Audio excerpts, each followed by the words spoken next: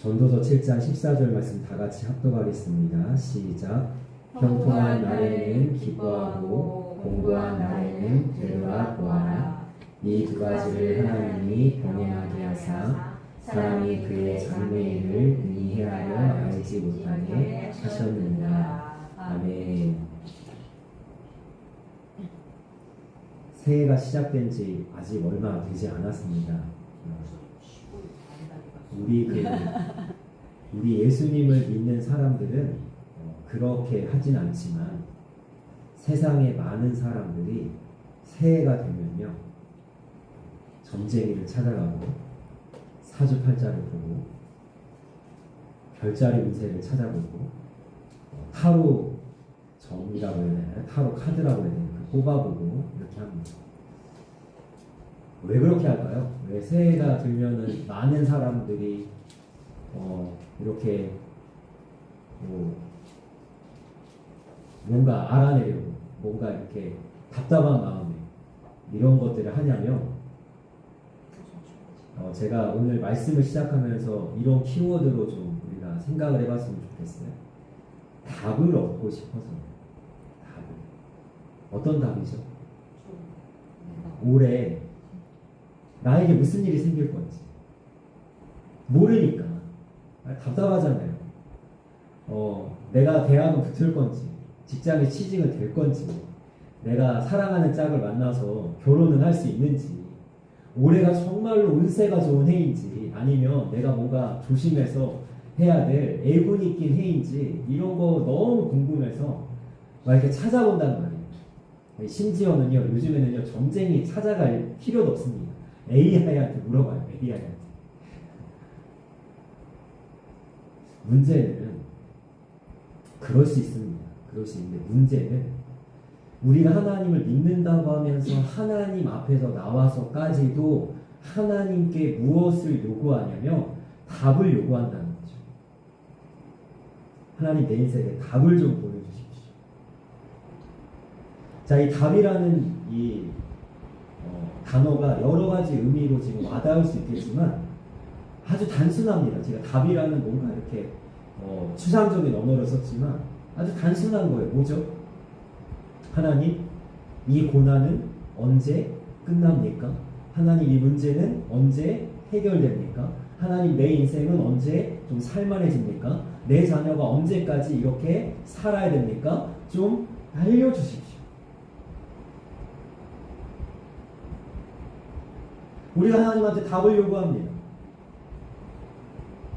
그런데 참 신기한 것은 뭐냐면요. 하나님이 우리한테 답을 안 주십니다. 잘 안 주세요. 어떨 땐 보여주시기도 하죠. 잘 안 주세요. 그 답. 왜 그러실까요?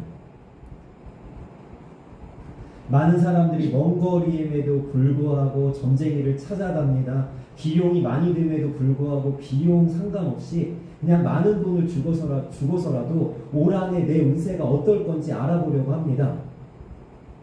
답을 알고 싶어서. 하나님을 믿는 사람들은 똑같은 거예요. 하나님 답을 좀 주십시오. 좀 보여주십시오. 알려주십시오. 하나님이 대부분은 우리에게 알려주시는 것도 있지만 대부분은 우리에게 모든 채로 남겨주신다는 거죠. 왜 그렇게 하시냐면 우리가 기억해야 될 것은 이겁니다. 내가 나를 사랑하는 것보다 하나님이 나를 더 사랑하십니다. 내가 나를 아끼는 것보다 하나님이 나를 더 아끼십니다. 그러면 내가 아는 것이 유익하다고 생각되면 알려주시겠죠. 그러나 하나님 보실 때는 내가 아는 것보다 모르는 게 낫다고 생각하기 때문에 안 알려주신다면 여러분 우리가 알아야 됩니까? 몰라야 됩니까? 그래도 아셔야 되겠어요?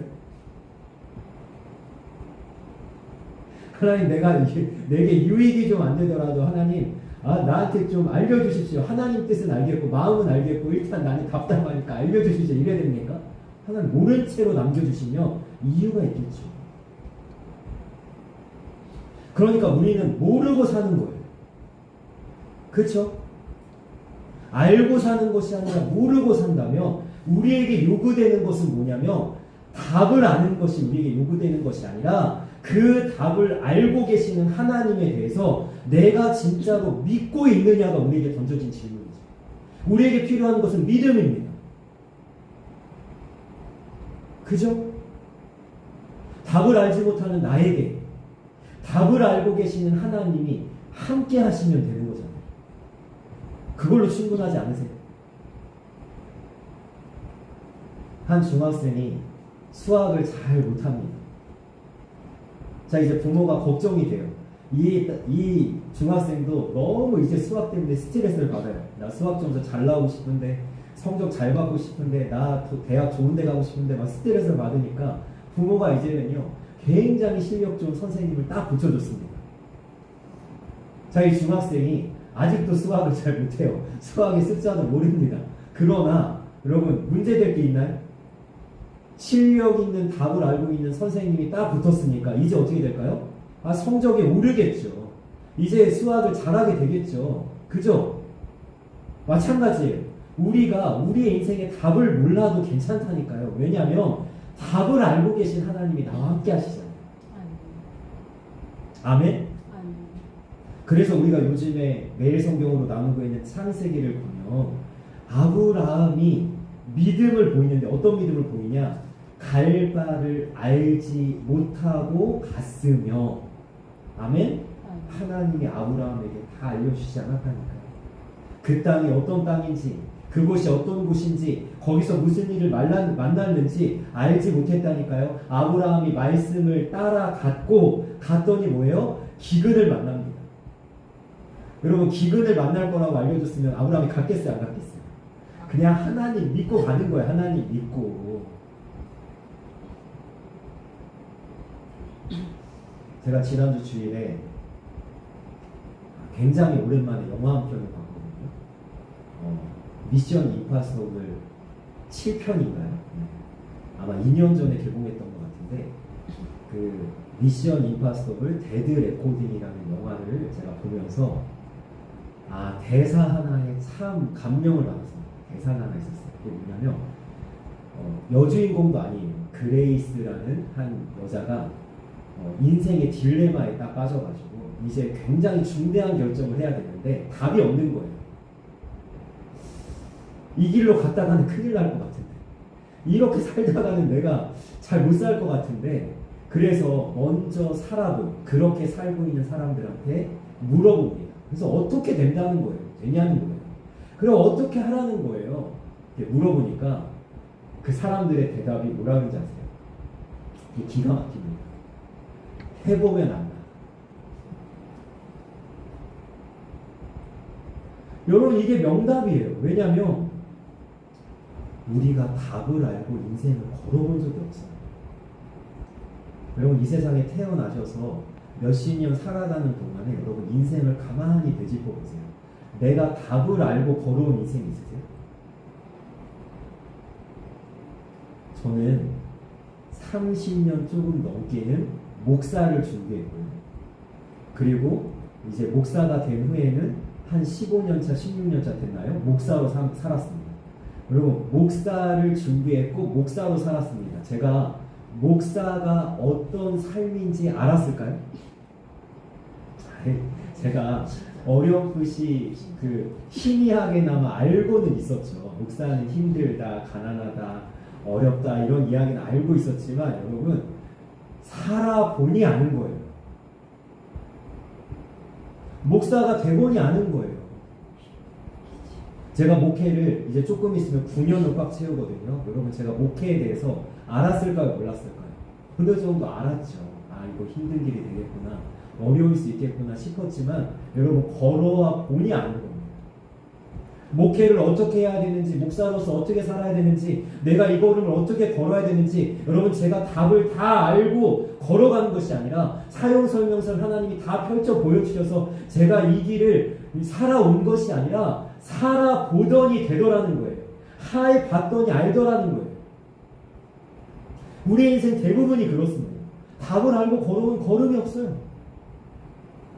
그냥 하나님이 인도하셨고 하나님이 함께 하셨고 하나님이 우리를 이끌어 주셨다며 여러분 지금 우리가 처한 이 상황과 이 환경도 마찬가지입니다. 고난을 겪고 계십니까? 때로는 여러분 힘든 과정을 여러분 걸어가고 계십니까? 괜찮습니다. 내 인생이 하나님의 손에 달렸기 때문이죠. 답이 내게는 없지만 하나님께 답이 있기 때문에 괜찮다는 거죠. 여러분 욥이 뭐라고 이야기합니까? 나의 가는 길을 오직 그가 아시나니. 무슨 뜻입니까? 나는 모른다는 거예요. 내가 걸어가는데 내가 살아가는 삶인데 나는 모르고 누가 안다고요? 오직 하나님만 아신대요. 이게 우리의 인생이에요. 그러니까 하나님이 우리에게 요구하시는 것은 뭐냐면 나는 하나님께 답을 요구하지만 하나님은 우리에게 뭘 요구하냐면 믿음을 요구하세요. 너는 나를 믿니? 보이지 않아도 갈 수 있겠니? 네가 다 알지 못해도 갈 수 있겠니? 우리에게 믿음이 요구돼요.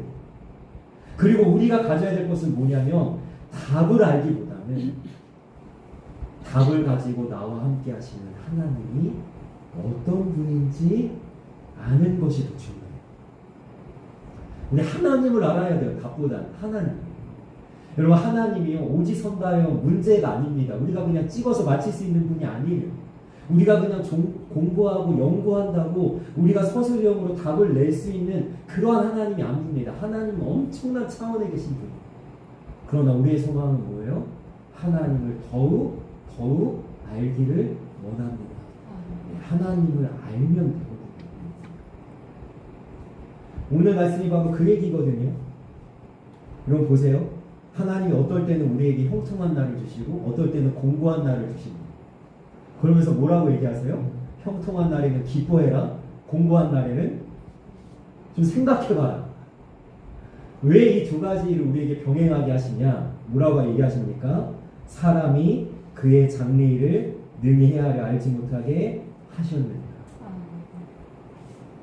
우리는 알지 못한다. 자, 이 안다는 것을 조금 더 고상함으로 지혜라고 이야기하는데요. 자, 성경에서 지혜라는 단어를 두 가지 측면으로 씁니다. 두 가지.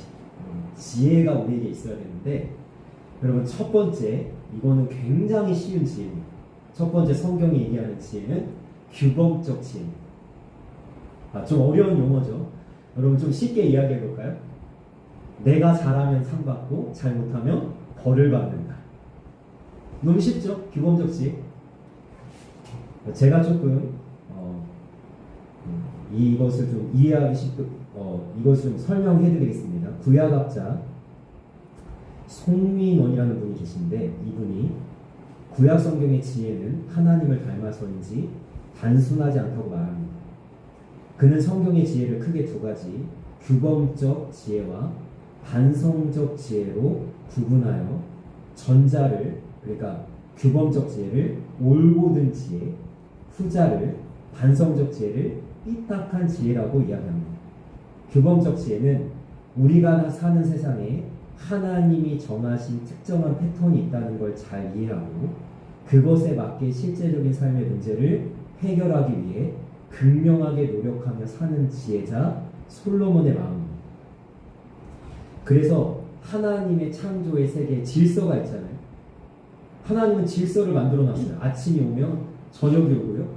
봄이 지나면 여름이 오고요. 너무 쉽죠? 나는 당연히 늙고 나이를 먹고 당연히 누구나 죽게 됩니다. 하나님은 이 질서를 우리에게 주셨고 이 틀 안에서 우리가 살 때 우리가 가져야 될 것은 뭐냐면 창조된 패턴을 통해서 역사하시는 질서의 하나님을 경외하며 따르는 마음을 가져야 됩니다. 그리고 하나님을 설명하려는 노력을 기울이기보다는 하나님이 인간에게 원하시는 바가 무엇인지를 초점을 두는 삶을 요구합니다. 하나님을 설명하려는 사람이 너무 많죠. 하나님은 이래, 하나님은 저래, 하나님을 감히 틀 안에 가둬놓고 하나님을 설명하는 것이 아니라 여러분 오히려 그 중점을 누구에게 두냐면 하나님께 두고 하나님이 나에게 무엇을 원하시는지를 관심을 두고 사는 것이 규범적 지혜를 가진 사람의 모습이에요. 그래서 이것은요 신명기 28장에 너무 잘 나와 있습니다. 하나님의 말씀에 순종하면 뭐를 주세요? 복을 주시고 하나님 말씀에 불순종하면 뭐를 주세요? 저주를 주시죠. 자, 너무 쉽습니다. 규범적 지혜 안에서만 우리가 살면 어떻게 하면 되냐면 나만 잘하면 돼. 왜? 하나님은 언제나 잘하실 거니까요. 내가 잘 못하면 큰일 나는 거고 잘하기만 하면 돼요. 여러분 잘하시기만 하면 돼요. 자, 그러나 이제 오늘 말씀의 제목이기도 한 자, 규범적 지혜를 뛰어넘는 반성적 지혜에 대해서 우리가 생각해 봐야 합니다. 제가 질문을 하겠습니다. 정말 내가 하나님의 말씀에 순종하기만 하면 여러분 인생이 잘 됩니까?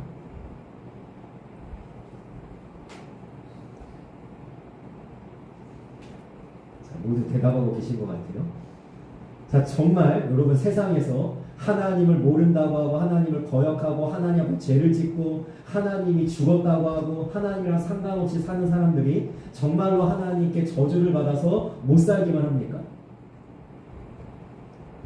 아니잖아요. 그죠? 우리 알고 있잖아요. 우리 인생도 그러지 않잖아요. 여러분 반성적 지혜는 뭐냐면 그 틀 안에만 갇혀 계신 하나님이 아니라 그 틀 밖에서, 왜냐하면 하나님이 틀을 만드셨기 때문이죠. 순종하면 복을 주고 불순종하면 저주만 내리겠다는 하나님의 그 틀 속에 갇혀진 하나님이 아니라 그 틀 바깥에서 우리가 이해할 수 없는, 우리가 정말 헤아릴 수 없는, 납득할 수 없는 우리의 인생에 개입을 하시고 관여를 하시고 간섭을 하시는 하나님을 향한 지혜가 반성적 지혜입니다. 그러면 이 지혜는 우리에게 무엇을 요구하냐면 나를 돌아보게 만드는 거예요.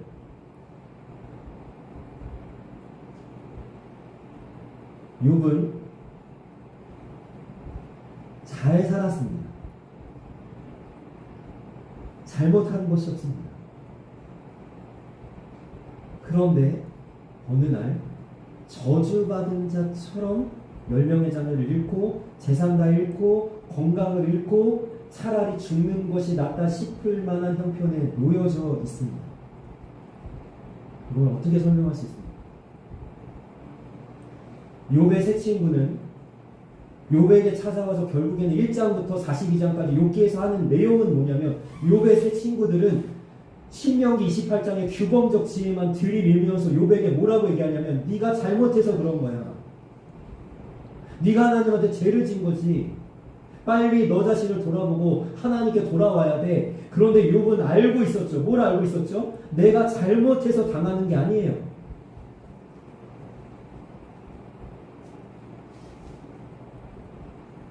욥의 친구들은 욥을 정죄하고 너는 형벌을 받았어, 너는 하나님한테 저주를 받았어 이야기하지만 욥은 이것이 도저히 저주가 아니고 형벌이 아니라는 사실을 알고 있었다는 거죠.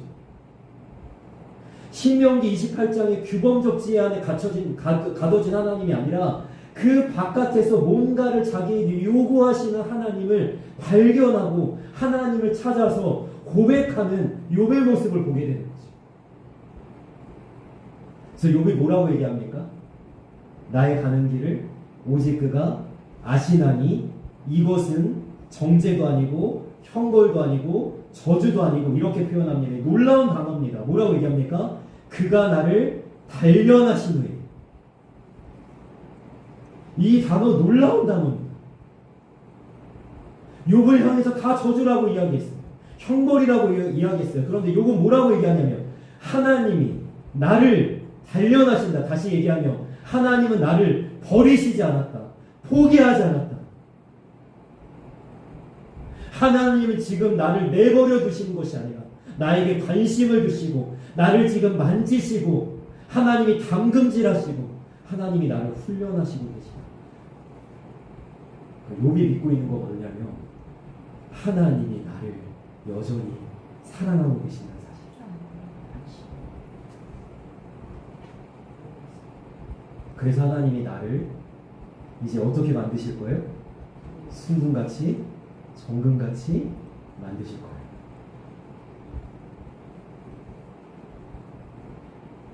그리고 우리는 왜 하나님의 사랑을 의심합니까? 왜 우리는 하나님이 나를 떠나신 건 아니냐? 하나님이 나에게 관심 없으신 건 아니냐? 하나님이 내 기도를 들으시지 않는 건 아니냐? 왜 하나님에 대한 의심을 가지십니까? 여러분, 규범적 지혜 안에 하나님을 가두시지 마세요. 하나님이 응답하시지 않으면 응답하시지 않는 이유가 있죠. 하나님 왜 아직도 내 인생을 이렇게 하시냐라고 하면 그 이유가 있는 겁니다. 여러분, 우리는 알지 못하면 어떻게 해야 되냐면, 여러분, 이 구약학자 손민원이란 분은 이렇게 이야기합니다. 뭐라고 이야기하냐면, 반성적 지혜를 추구하는 신앙인은 인간의 보잘것없음과 하나님의 신비한 초월성 앞에 겸손히 엎드려져 성령을 올리는데 초점을 둔다. 나의 보잘것없음. 왜요? 난 하나님을 다 알지 못한다니까. 그분이 하시는 일을 다 이해할 수 없다니까. 그러니까 그분 앞에 할 수 있는 일이라고는 납작 엎드려져서, 좀 전에 우리가 찬양했죠? 내 주여 뜻대로 행하시옵소서. 그래서 욥이 이렇게 이야기하죠. 나는 하나님을 찬양하겠다. 야, 네 처지를 봐라. 무슨 그런 상황 속에서 하나님을 찬양하냐? 10명의 자녀를 이뤘는데 전 재산을 잃었는데 어떻게 하나님을 찬양하냐? 그럼에도 불구하고 나는 하나님을 찬양하겠다. 왜? 주신이도 하나님이시오, 취하신이도 하나님이시니. 여러분, 놀라운 것은요, 욥은 단 한 번도 하나님이 나를 사랑하신다는 사실을 의심한 적이 없다는 거예요.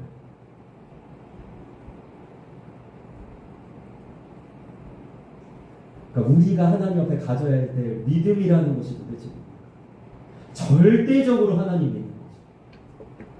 내 상황 때문에, 나의 어떠한 때문에 하나님에 대한 어떠한 인식이나 하나님의 존재에 대한 하나님의 정체성에 대해서 흔들려서는 안 된다는 거예요. 하나님의 그 속성, 하나님의 그 마음, 하나님의 그 사랑에 대해서 절대 우리는 요동치면 안 된다는 거예요. 하나님은 하나님이시고, 어떤 상황과 어떤 환경과 나의 어떠함에도 불구하고 하나님은 하나님이세요.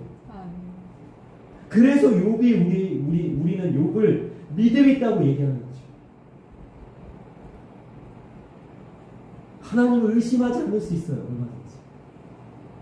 하나님이 약속하셨잖아요. 로마서 8장에 뭐라고 약속하셨습니까? 그 어떤 것도 우리를 향한 하나님의 사랑에서 우리를 절대로 끊을 수 없다. 그런데 누가 끊는지 아십니까? 내가 하나님의 사랑에서 끊어요. 내가 의심해서.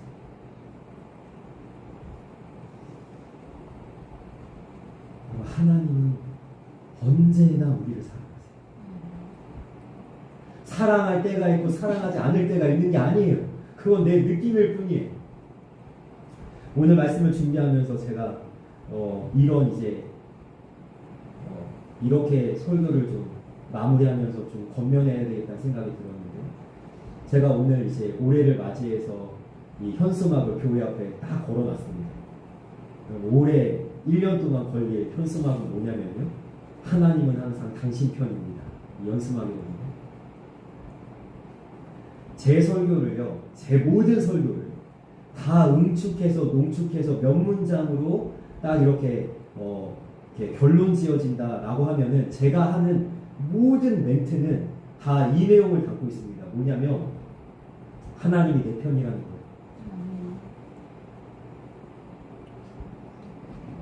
그럼 하나님이 내 편인데, 언제 하나님이 내 편이라고 확신할 수 있습니까? 제가 몇 달 전에도 그 설교를 드렸는데, 여러분, 다윗은요, 하나님이 내 편이라고 계속 고백해요. 수없이 고백하고. 그런데 다윗의 상황은요, 사울에게 쫓기고 아들 압살롬의 반역으로 또 도망을 합니다. 근데도 다윗은 뭐라고 철떡같이 믿냐면, 하나님이 내 편이에요. 여러분, 내 상황과 내 형편으로 하나님이 내 편이라고 고백하는 게 아니에요. 그렇게 믿는 게 아니에요. 이건 관계예요. 사울 왕은요, 마치 하나님이 사울 왕 편인 것 같잖아요. 왕도 사울이고 모든 권력도 사울이 갖고 있고 군사를 소집해서 다윗을 쫓는 게 사울이니까, 여러분, 힘을 가진 자가 사울이에요. 그런데 하나님은 사울의 편인 적이 한 번도 없습니다. 사울 자신도요, 하나님이 내 편이라고 고백한 적도 없고요, 고백할 수도 없고요. 여러분 다윗은 어떻게 하나님이 내 편이라는 찰떡 같은 믿음을 가졌을까요? 하나님과의 친밀한 관계가 있었다. 하나님은 언제나 다윗의 기도에 귀 기울이시고 다윗의 모든 그 광야에서의 그 골짜기에서의 그 동굴에서의 그 벌판에서의 도망다님 속에 하나님은 늘 철저하게 다윗을 지켜주셨다. 다윗의 곁에서 단 한 번도 떠남없이 언제나 다윗과 함께 동행하면서 그러니까 다윗은 하나님과 계속 소통하고 있는 거예요. 계속 하나님하고 대화를 나누고 있는 거예요. 어떤 환경에 처해 있든 상황에 처해 있든 다윗은 그래서 찰떡같이 믿는 거예요. 하나님은 내 편이시다. 여러분 우리가 하나님이 내 편이라고 고백할 수 있는 이유가 무엇입니까? 내 환경 때문입니까? 내 상황 때문입니까? 아닙니다. 하나님과 내가 관계 맺고 있기 때문이죠. 나는 하나님을 사랑하고 하나님은 나를 사랑하고 여러분 추워도 의심할 이유가 없는 거예요. 이 관계 때문에. 내가 하나님의 자녀라는 사실이 여러분 내가 정말로 천처번역과 같은 그러한 고난을 당한다고 해서 달라집니까? 여러분 내가 정말로 팔다리가 부러지는 엄청난 재앙을 당했다고 해서 여러분 없어집니까? 여러분 내가 하나님의 자녀라는 사실이 여러분 달라질 수 있습니까? 바뀌지 않는 거예요. 그래서 저는 이 말씀을 선포하면서 소망합니다. 하나님에 대한 의심을 거두세요. 우리가 아무리 힘들고 고난스러운 여러분 걸음을 걸었다고 해도 욥보다는 낫잖아요. 그럼 욥과 같은 고난에 처해 본 적 없잖아요. 욥도 하나님을 의심하지 않는데 우리가 뭐라고 하나님에 대해서 의심하겠습니까? 그리고 이렇게 하나님을 향해서 담대하게 고백할 수 있게 원합니다. 하나님은 언제나 선하십니다. 하나님은 언제나 옳으십니다. 그리고 하나님은 나를 위해서 가장 좋은 것을 주시는 분이십니다. 그러면 내가 생각하는 것보다 하나님이 주시고자 하는 게 더 크고요, 더 아름답고요, 훨씬 귀한 거예요. 우리는 상상도 하지 못할 거예요. 우리 자녀에게 가장 좋은 거 주길 원하잖아요. 우리가 그 하나님께 올 한 해 기대했으면 좋겠어요. 하나님, 항상 하나님 내 편이십니다. 하나님 언제나 나를 사랑하십니다. 그 고백을 하면서 하나님에게서 한 순간도 떨어지지 마시고 한 걸음이라도 멀어지지 마시고 하나님에게 꼭 붙어서 나를 힘겹게 단련하시더라도 나를 힘든 고난을 겪게 하실지라도 나를 순금같이 정금같이 나오게 하실 하나님을 우리가 전적으로 확신하며 신뢰하면서 이 믿음의 걸음을 끝까지 달려나가 승리하는 하나님의 사람들 되시길 주님의 이름으로 간절히 소망하며 축복합니다. 아멘. 기도하겠습니다.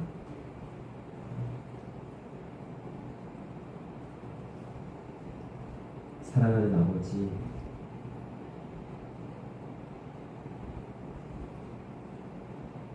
우리가 어떻게 하나님을 다 알 수 있습니까? 우리는 미련하고 머릿속에 하나님을 안다고 하지만 그 지혜가 너무 얕다. 감히 그 크시고 신비로우시고 놀라우신 하나님에 대해서 우리는 다 이해할 수도 납득할 수도 없습니다.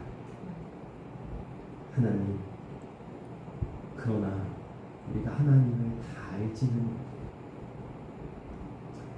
하나님은 언제나 나를 사랑하시고 언제나 내 편이 되시고 나보다 나를 더 위하시는 하나님이라는 사실을 하나님 찰떡같이 믿을 수 있도록 도와주옵소서. 하나님, 우리의 믿음은 연약합니다. 우리에게 믿음을 더하여 주옵소서. 하나님, 창조의 질서 안에서만 움직이는 규범적 지혜의 틀 속에만 가둬놓는 하나님이 아니라 그 모든 틀을 깨시고 하나님 가장 놀랍고 신비로운 일을 우리에게 행하셔서 개입하시고 관여하시고 간섭하시는 하나님에 대한 하나님 놀라운 믿음을 우리가 보여줄 수 있기를 원합니다. 그 하나님을 전적으로 확신하며 신뢰하게 하여 주셔서 우리가 이 믿음의 걸음이 꽃길이든 가시밭길이든 고난의 길이든 좋은 길이든 하나님 올라가는 길이든 내려가는 길이든 그 하나님이 나와 함께 하시기에 그 하나님 때문에 담대하게 끝까지 믿음으로 승리하는 우리 믿음의 사람들 될 수 있도록 주님께서 우리를 붙잡아 주시고 우리를 인도하여 주옵소서. 감사하며 예수님의 이름으로 기도합니다. 아멘. 아멘.